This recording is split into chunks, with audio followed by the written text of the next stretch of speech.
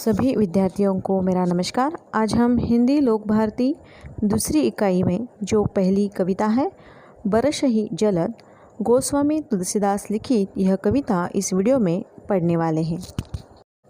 यह कविता खंड सीताहरण के पश्चात का है। श्री राम और लक्ष्मण जी सीता जी की खोज में वन में भटक रहे हैं। बरसात की ऋतु आ चुकी है, पर सीता जी का पता नहीं चल रहा है। कवि ने इस काव्य खंड में श्री राम के मन की जो व्याकुलता है उसका चित्रण इस कविता में किया हुआ है। तो देखते हैं एक एक पंक्ति का अर्थ और उसमें आए हुए नए शब्द और उनके अर्थ। तो पहले पंक्ति हम देखते हैं। घन घमंड नभ गर्जत घोरा, प्रियाहीन डरपत मन मोरा। दामिनी दमक रही घन माही, खल के प्रीति जथा थिर नाही। बरसहि जलद भूमि निहराए, जथा नवहि बुध विद्या पाए। बूंद अघात सही गिरी ऐसे, खल के वचन संत सहज ऐसे। इस पंक्ति में आए हुए जो कठिन शब्द हैं उनके अर्थ यहाँ पर दिए हुए हैं। तो हम इसका अर्थ देखते हैं। कवि कहते हैं कि आकाश में बादल उमड़ घुमड़ कर भयंकर गर्जना कर रहे हैं। श्री राम जी कह रहे हैं, सीता जी के बिना मेरा मन डर रहा है। बिजली आकाश में ऐसे चमक रही है जैसे दुष्ट व्यक्ति की मित्रता स्थिर नहीं रहती, यानी वह चमकती है और चमक कर लुप्त हो जाती है। बादल पृथ्वी के नज़दीक आकर नीचे उतर कर बरस रहे हैं।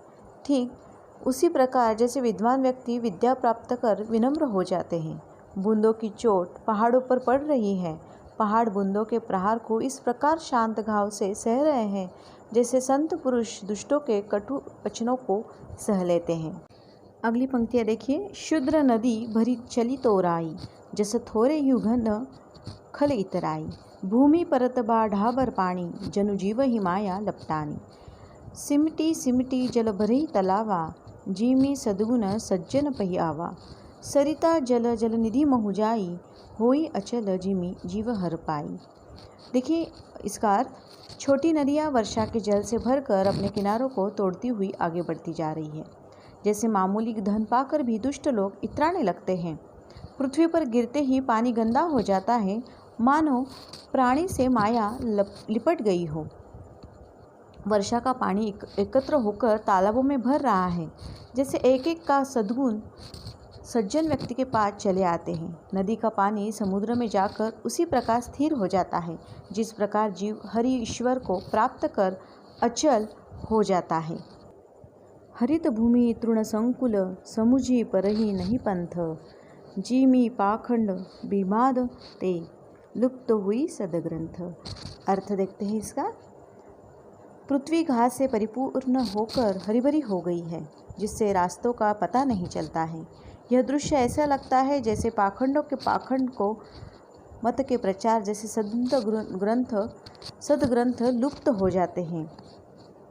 यानी कि बरसात के दिनों में धरती घास से परिपूर्ण होकर हरी भरी बन जाती है और इस हरी भरी घास के कारण रास्ते में भी दिखाई नहीं देते हैं।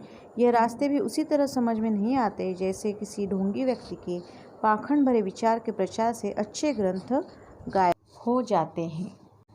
अगली पंक्ति देखिए। दादुर धुनि चहु दिशा सुहाई, वेद पढ़ही जनु बटु समुदाय। नव पल्लव भये बीटप अनेका, साधक मन जस मिले विवेका।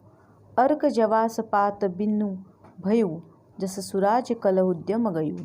खोजत कतहु मिली न धुरी, करई क्रोध जिमि धर्मई दुरी। अब हम इसका अर्थ देखते हैं।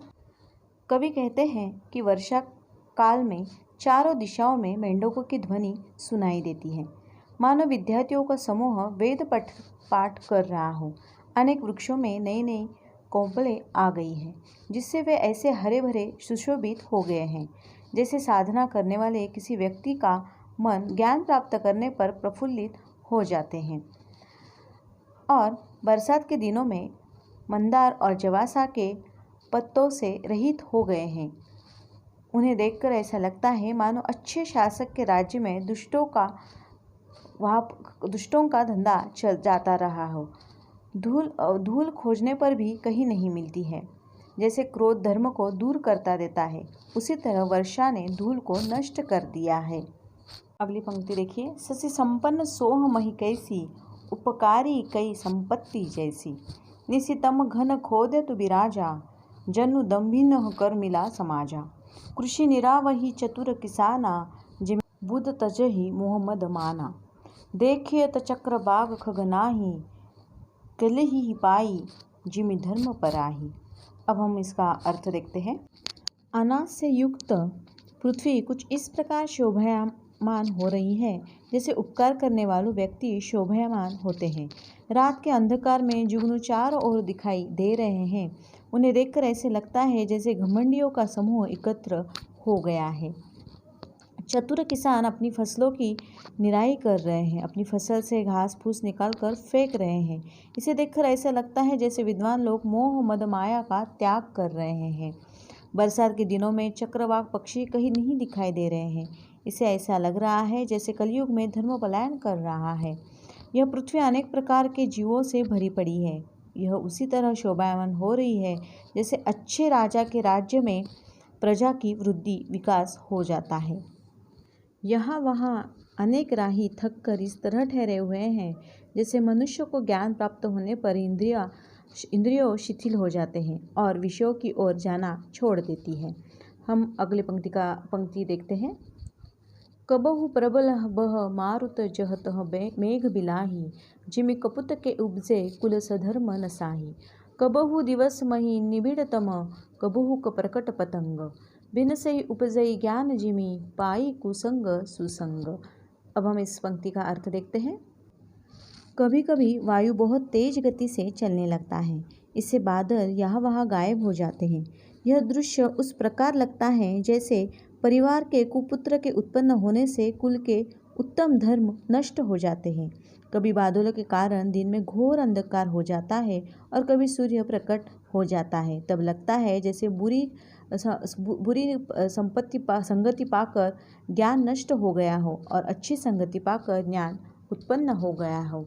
तो इस तरह से हमने सीता जी के अपहरण होने के बाद श्री रामचंद्र जी के मन की जो अवस्था हुई है और उन्हें वातावरण में जो बदलाव दिखाई दे रहा है, इसका वर्णन हमने इस कविता में देखा है।